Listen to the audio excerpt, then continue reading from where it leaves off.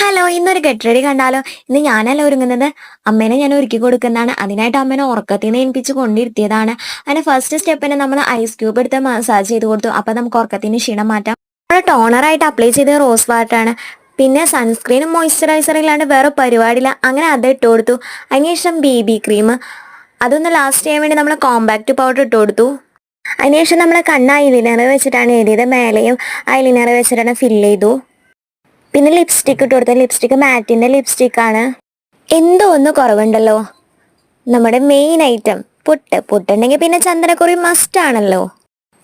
ഇനി ലാസ്റ്റത്തെ സ്റ്റെപ്പ് എന്ന് പറയുന്നത് നമ്മുടെ ഹെയർ സെറ്റാക്കലാണ്. നമുക്ക് മുടി ഇല്ലാത്ത കാരണം ചേച്ചിയുടെ എക്സ്റ്റൻഷനാണ് വെക്കുന്നത്. അങ്ങനെ നമ്മുടെ ഫൈനൽ സ്റ്റേജിലെത്തി. അപ്പോൾ ഫൈനൽ റിസൾട്ട് എന്ന് പറയുന്നത് ഇതാണ്. ഇനി ഒരു ഫോട്ടോഷൂട്ട് ആയാലോ അല്ലേ?